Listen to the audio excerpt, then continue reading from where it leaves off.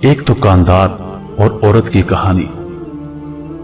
ग्राहक ने दुकान में दाखिल होकर दुकानदार से पूछा कि केलों का क्या भाव लगाया है।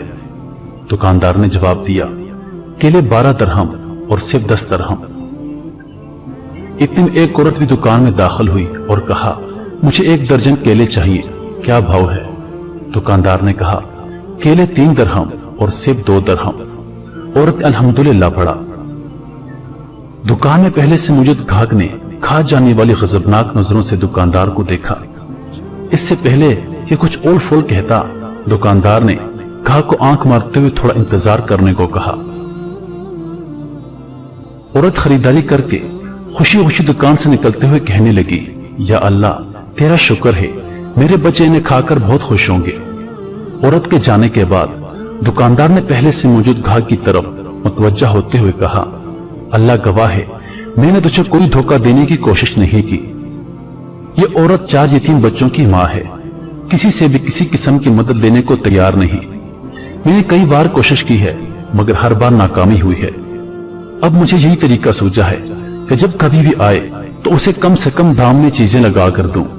मैं चाहता हूं कि उसका भरम भी कायम रहे और उससे लगे कि वो किसी के भी मोहताज नहीं है। मैं ये तिजारत अल्लाह के साथ करता हूं और उसी की रजा और खुशनुदी का तलबगार हूं। दुकानदार कहने लगा, ये औरत हफ्ते में 1 बार आती है और अल्लाह गवाह है, जिस दिन ये आ जाए उस दिन मेरी खरीदारी बहुत ज्यादा हो जाती है और अल्लाह के गैबी खजाने से मुनाफा 2 चंद होता है। ग्राहक की आंखों में आंसू आ गए। उसने आगे बढ़कर दुकानदार के सर पर बोसा देते हुए कहा, वाह खुदा, लोगों की जरूरतों को पूरा करने में जो लज्जत मिलती है उसे वही जान सकता है जिसने इसे आजमाया हो। मेरे प्यारे भाइयों और दोस्तों, हमें भी चाहिए कि हम एक दूसरे की मदद करें और यकीन कीजिए कि जितना आप गरीबों पे खर्च करेंगे उतना ही अल्लाह आपको और देगा। हमारे मुआशरे में ऐसे हजारों लोग मौजूद हैं जो हमारी मदद के तलबगार हैं, लेकिन शर्म के मारे किसी के आगे हाथ नहीं फैला सकते, किसी से मांग नहीं सकते।